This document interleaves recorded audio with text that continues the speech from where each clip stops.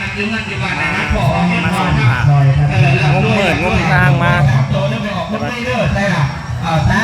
อันงมเมิดมาประมาณพันนี่ก็คืออยู่700บอกพัน2เป็นพันเก้า65 บาทครั้งแรกสิมาส่งผักรถต้นจีกันบาทรถโย2,000 บาทแค่ก็สูงกว่าน้ำมูกนึกลงหลวงพี่อันนี้ต้องให้กำลังใจกันเจ้าตัวเขามาแห้งเพราะไม่มีผู้ใดที่มาแจ้งข้างโบกมาต้องต่อไปยกนับ2ครั้งแรกมาครั้งแรกลงทิศลงทางประจักษ์ทางมางมป่างมทางมาหอดเสยงึดใช่วะพูดแหละเอาไปแสกคือบ่มีวะต้องข้าเจาะไปจุดไฟขออภัยมันเป็นถ้ำพระนะพี่น้องถ้ำพระแต่เก่าแต่แก่คนละตั้งแต่สมัยจักสมัยใดมันล้นเลยแหละตั้งแต่สมัยโบราณปุ่นในสิจับพาไปวายเป็นแหละขอถ่ายนั่นแหละพระองค์ไหนอยู่ในถ้ำน้ำลงไปจ้าเป็นพระพุทธรูปเป็นพระพุทธรูปไม้แน่จะดู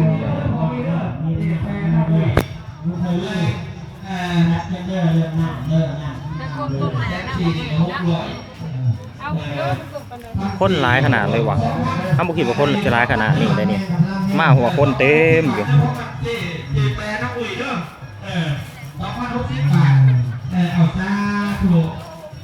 แปลว่าไปจุดธูปมา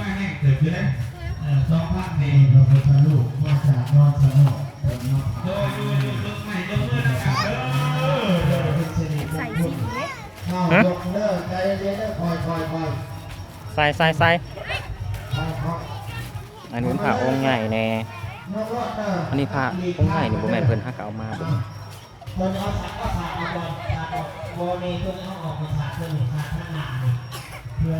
ปกตินี่เฮาสิทรงแต่เฮาทรงช่วงเดือน7ผู้ใดปีนี้เพิ่นทรงตั้งแต่หัวปีเลย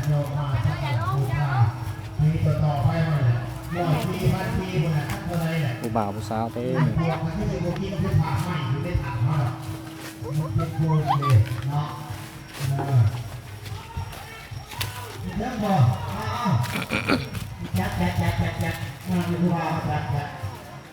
บ่าวผู้สาวเต็มสมัยตะกี้นะบ่เคยมาดอกมีแต่รุ่นเอื่อยๆมาสมัยตะกี้นะมีแต่รุ่นเอื่อยๆมาแล้วก็มันมีเทคมีลำวงดิเขาเจ้างานกันยามกลางเว้นเลยแหละอยู่ในมันเป็นโขดหินนะพี่น้องเป็นโขดหิน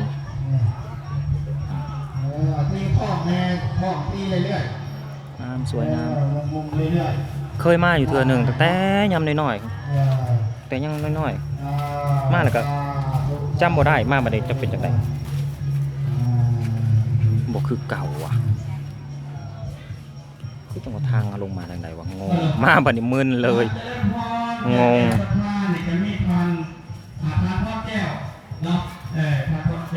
อยากสิส่งผักป่ะแล้วก็มีทำผู้ทึกไม่ใช่ทึกไม่ใช่กังเข้าเลยนะเนาะแล้วก็ทำไม่ใช่ว่า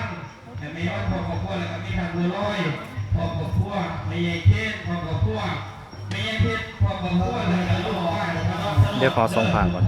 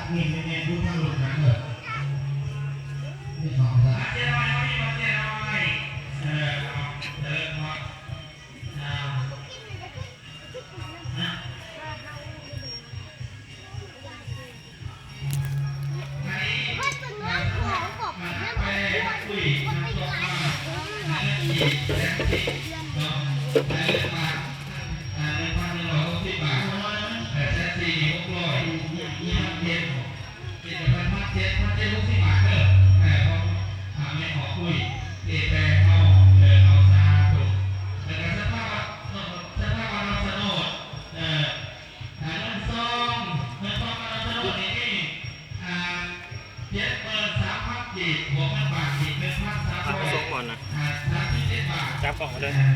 เจ็ดเมื่อนี่ก็ถึงอยู่300พันสามนี่จ้ะเป็น1,600เรา1,600 37 บาทเด้อถึงได้อยู่1,600เด้อกับดอกสนุนเขาเด้อลดยอดเป็นเงินบาทเลย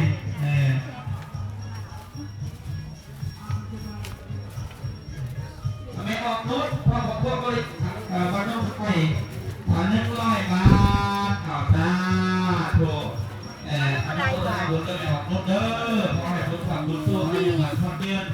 อยู่ดีมีแห้งช่วยบุญเกิดบุญต้นของเราน้องรักความน้องความน้องรักไปเงิน เขาได้น้ำหอมพอโหดเฮาคือเว้นโหดน้ำยัดไปนี่น้ำหอมมันกับนี่เบิดละหน่อย ต้องไป50 บาทหนัก1 แพ็คออกมาทุกครั้งจะไม่ออกเต็มเด้อท่านหนักท่านปัจจัยก็ขอให้เป็นเศรษฐีท่านวัตถุและปัจจัยที่นี่ขอให้เป็นพระเจ้าท่านไปแล้วไร้มากขึ้นเราให้ไร้มากมากกว่าก่อนเผาและแท้ที่ให้ได้เป็นเศรษฐีน้ำมีเงินหลายได้ดอกไม่เยอะกินอย่าบกลบเป็นอย่าลงแห้งๆนะถูก นี่ได้ทาบ มันจะพรเลยโดยเอาซาถูกสึกไปโดยได้ยังได้ผมเป็นยังผมเป็นยังแม่พูดว่าบัตรหวยม่วงอีก10,000เอาซาถูกแม่พ่อมาหน้าห้องทาอีก100 บาทเอาซาถูกแม่จริงบัตรหวยม่วงอีก15,000เอาซาถูกแม่กุ้งบัตรหวยม่วงอีก10,000เด้อเอาซาถูกขอให้เป็นมหาบุญสดกลับมาขับมาจูมาอยู่มาจอยให้มีแต่มาและจะไม่ทุกข์ โทษบ่เนี่ย ไม่ออกทุกข์กระโดดมองรถเรื่องมัน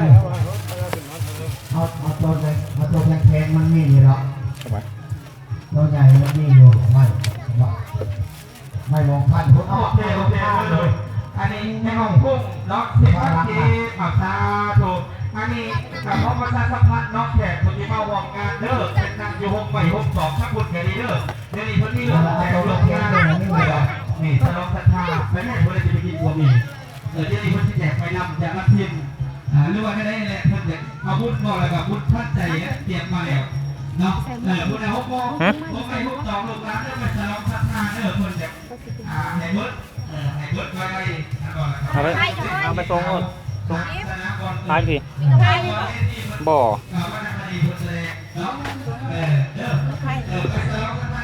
บริถือว่าซ้ำลืม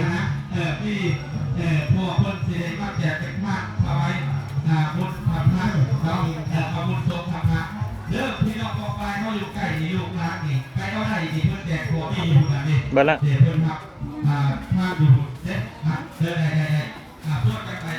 อดไปมันเบิดหลุด อันนี้แม่เท่าขาวทั้งต้นน้อย5,000เอาซาถูกเยอะทำบุญเยอะทำบุญใหม่บุญขนาดแจกบุญมีเยอะ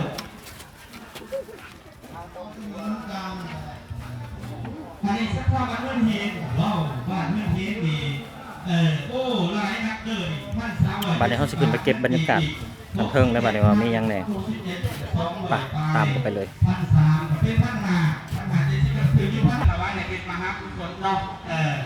บรรยากาศทั้งเทิงเสียงมันสิดังในจังหวะบัดนี้ เจ้าที่เจ้าทางเพื่อนกำลังบูชาเป็นมหาบารมีเติมกันไปเนาะเห็นแค่เข้าได้หลายหมู่บ้านมาส่งข่าวมากราบไหว้ ไอ้เขามาเลยยกไม่ห้องต่อคุณทั้งบุญนะทั้งพระราชหินคุณนะก็มาเอาเด้อหัวมีเด้หัวมีนั่งสระยังกะว่าไปนั่นแหละอยู่เต้นเขาอยากให้สลองสักผ้าให้เพื่อนได้สมปรารถนาโศกลาภ บ้านเฮาอยู่ทางไหนเนาะ เป็นคล้ายด้วยก็ได้เด้อก็ได้เสบียงอาหารเขาไป ปีนี้เป็นปีแรก การเข้าทุนตนทุกคนกันได้ที่เราไปโดนถนนทุกกัน 10 กว่าปีละ แม่ยายง้อทั้งคุณ ไปกินน้ำอยู่โรงทานอุ่นเต้นขาวผม ได้ได้ นี่แหละแม่มีตะกอน ฮะ หมอกระหล่ำอยู่โรงทาน ครับฉลองสักท่า คนหลายเลยพี่น้อง ติดสีเทาโอ้โดย ไปเบิ่งเขาเจ้าก่อนก่อน บ้านห้วยม่วงซ้อ